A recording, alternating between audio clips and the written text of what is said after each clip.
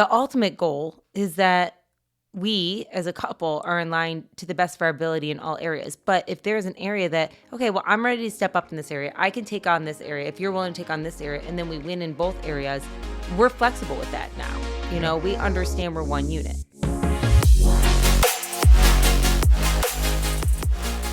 Hello, everyone. We are Greg and Jacquie Francis, and welcome to High Performance Parenting, where our passionate goal is to encourage you to raise champion children in a crazy world. Every week, we will bring you multiple episodes from our extensive experience of raising our six happy, healthy, successful, godly kids who are confidently equipped to win big in life. We deeply believe that any parent who is provided with the right knowledge and continual support can raise amazing kids. And when they do, all of our futures get better. If raising up future generations of absolute champions matters to you as much as it does to us, here's how you can contribute.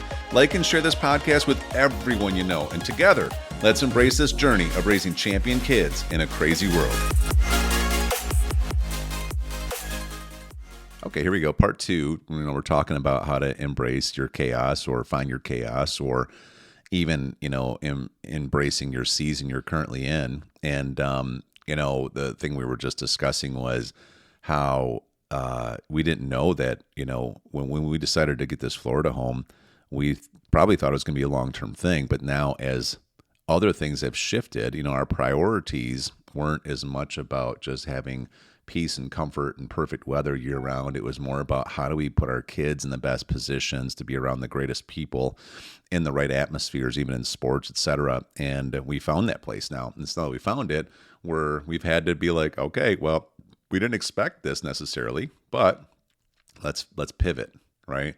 Let's pivot. And I'll tell you, for me especially, it's not always easy. I have to kind of mourn some of these things. You know what I mean? I really do. I know you think it's funny because you're just so black and white about stuff, but I'm not. I get my heart around stuff. The lake house was a real thing for me.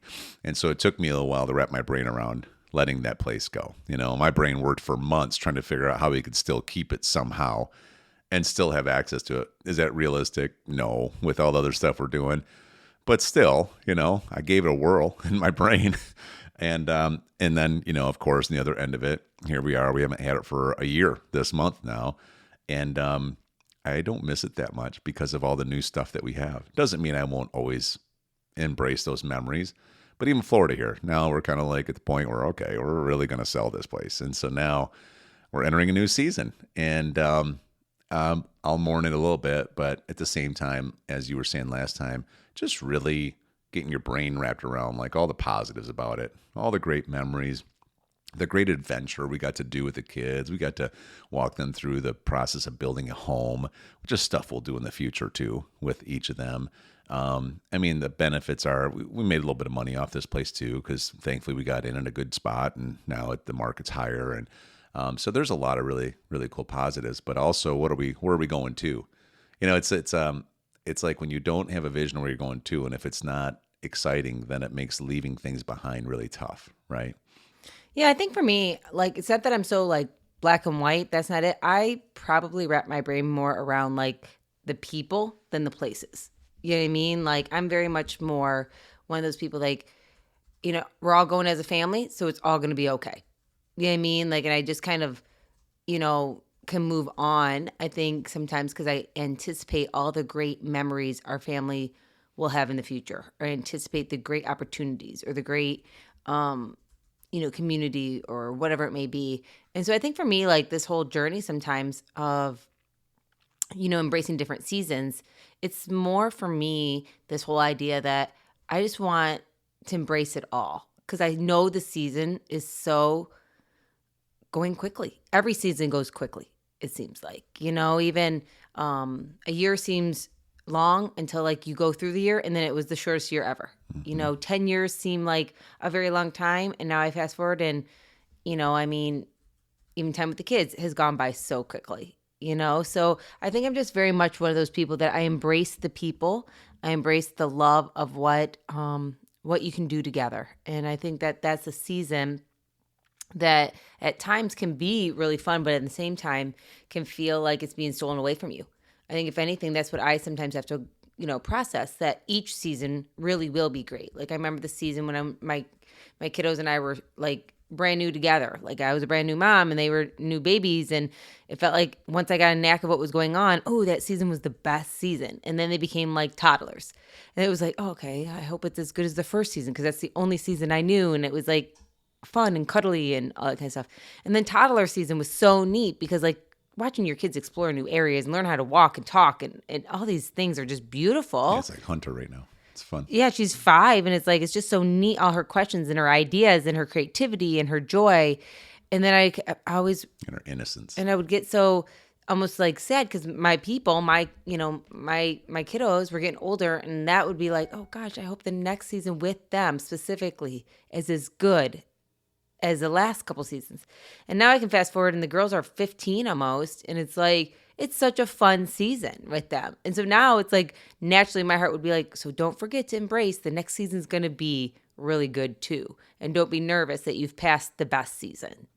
Yeah. And I think a lot of people need to think that way about all areas of their life, even if something's not going as well as you think it should be. You know, I mean, we've had seasons where, you know, whether it's been business or, you know, friendships or marriage or, you know, finances or whatever, we've had seasons where they haven't been in the highs. They've been in the pits. You know what I mean? Like we say the valleys and the mountains, you know, they've been in the, you know, down in the valley, you know, and we weren't happy with the situation that we were in or what we had to deal with. And not like we were actually embracing where we were at that time, but knowing there will be a mountain again, knowing that if you do the work and you know, move on, there'll be more peaks coming your way. Yeah. Yeah. I mean, it all comes back to when we set up our top 5 in 5 years, right? Mm-hmm. That principle. And you write down everything that it really matters to you. And then you put them in priority level. Mm-hmm. If you can only have one or the other, which one matters more? Mm-hmm. So I want to increase my income by blank amount, or do I want my marriage more deeply connected? Mm-hmm. You know, when you really lay it out in front of you and you have to make a choice, it can be different for different people because like if you already have a very deeply connected marriage, then that's probably not something you feel like you have to prioritize to work on because it's there. Not that you don't still do stuff, but maybe the financial part's a big thing. You know, like for us, having our family, you know, very connected and actually growing more spiritually is really high. It's always like number 1 for us. And I feel like every year we have to really put a lot of intentionality on that just because of all the moving parts and the world changes and, you know, the pressure from every different kinds of angle that's trying to squash those kind of things out, you know, trying to tear down family units, trying to infiltrate your brains with less than honorable information, let's say. And so we have to work hard at it. And but one of those things, you know, for us keeps coming back to this tight connected family. And so, you know, of all of our financial ambitions, they don't go away. But at the same time, we schedule our life around the prioritization levels that we come up with, right? And so anyway, so it's kind of cool. You know, here we are embracing this season again. Mm-hmm. And yep, is it chaotic as we were talking about? Yeah. I mean, here we are. We got to get moved out of this place. And, you know, we're getting realtors and firing realtors who stink at what they do. And, you know, trying to sell stuff, trying to sell a golf cart right now and cars and everything. So it's like nonstop, just phones going off. But, you know, we'll get through this and then we're going to settle in and then it's going to be all in sports mode this year and doing probably some coaching and different things. And, which is just going to be a lot of fun, right? Yeah, I think definitely.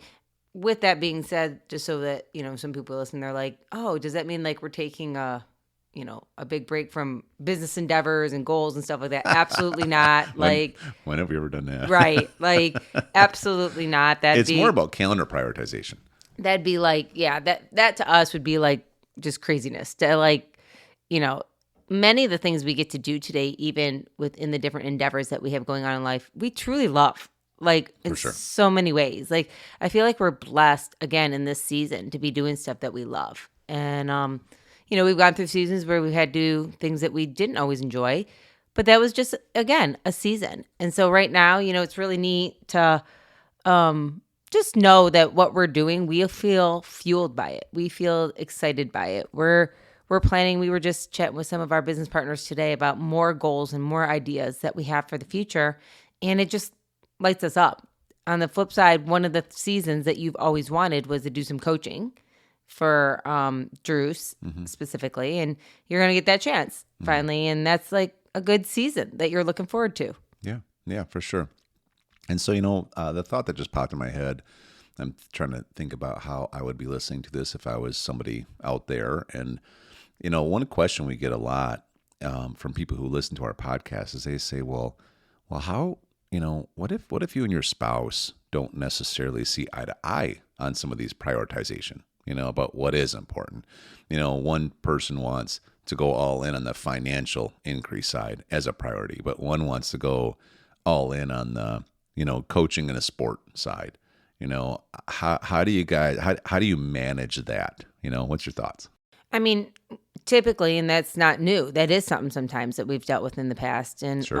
It happens a lot, actually. right. At least initially, when something initially comes out. Correct. Right. It'd be nice if we just all just like, oh, honey, I love your ideas. Gosh, I'm so in alignment. That would be awesome. You know what? The way you even said it was exactly how I would have said it. How I would have even worded it. Thank you for thinking my thoughts. That's how I would have embraced it. That's how I would have felt. Yeah. Sounds humorous, doesn't it? You're twitching over there, even just considering that. But what we do is, again, we go to our top 5. Like for us, a lot of times we go back to what is our top priorities for that season. Again, Greg and I have many times disagreed at first about multiple things. Like, I know it's hard to believe, but like multiple things. But we go back to our top 5, what we really like how funny I am. We go back to our top 5 and we, remember what we're trying to prioritize. And then we also go back and really try to see where each person can help each other. And where each person can work as a unit. You know what I mean? And remember that we're a team and that we're not against each other. Because many times it feels like the reason one person's not, quote unquote, winning an argument is because you're not working as a team. So if we're working as a team and we can hear each other, usually there's a way together we can figure something out, and it could be a season where one person's ready to move forward in some business endeavors and the other person saying, in this season, I feel a real need and push to prioritize some of the kids' stuff or something like that. Okay, so how can we work together as a team to have a win on both? Now, the ultimate goal is that we as a couple are in line to the best of our ability in all areas. But if there's an area that, okay, well, I'm ready to step up in this area, I can take on this area. If you're willing to take on this area and then we win in both areas, we're flexible with that now. We understand we're one unit. Yeah. Yeah, and as far as like this top 5 concept, I'll just give everybody a little bit of context. We have a few minutes left here. It's something that we do with our coaching clients, and we really push people through because it becomes guardrails for your next few years of your life. And it'd be shocked at how many people never take the time to do this. I mean, you have to actually literally sit down with your spouse and you have to really go, first you do it by yourself. But if you say, okay, if, 5 years from now, what are 5 things that if I'm there and I accomplish them, what do I want? And like for us, I'll just give you some examples of, us and what other people have said. Some people, I know for us, one of them has been to have a tight, unified, deeply connected marriage, right? Another one is to raise confident, well-equipped, godly, entrepreneurial kids.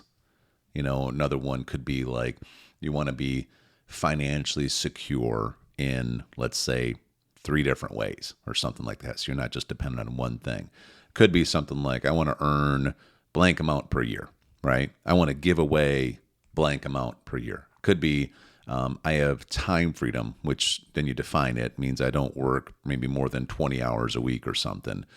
And, like you could say, I want to serve on a board of directors because that's a goal of yours. It doesn't really matter, but you take your top 5 that you want in 5 years with the idea that I can have all 5.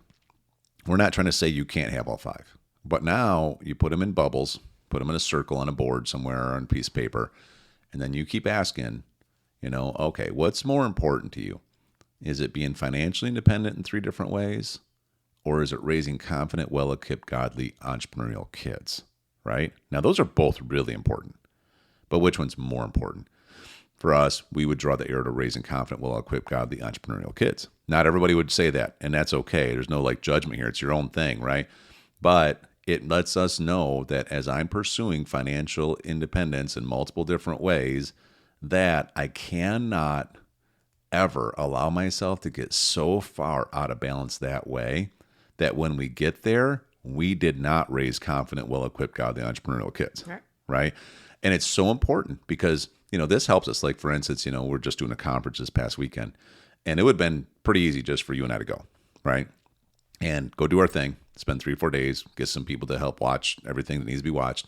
And but because we know our priority is not only the financial part, but it's also to raise those confident, well-equipped, godly entrepreneurial kids. We took this as an opportunity to bring our kids, prep them, have them communicate at the event, be part of. In fact, we'll do on the next episode. We'll talk a little bit about how we leverage that event to still do something that was a financial win for us, but at the same time, with a priority of our kids being able to grow like we would want them to.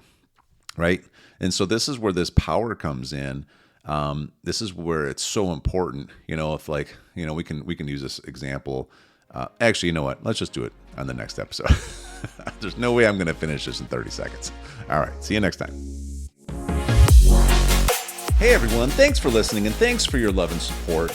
We hope that today's episode added tremendous value to you and your family. It would mean so much to us if you would partner with us on our mission of helping parents around the globe raise champion children in this crazy world. To do so, simply take a moment to like and share this podcast with everyone in your network. See you next time.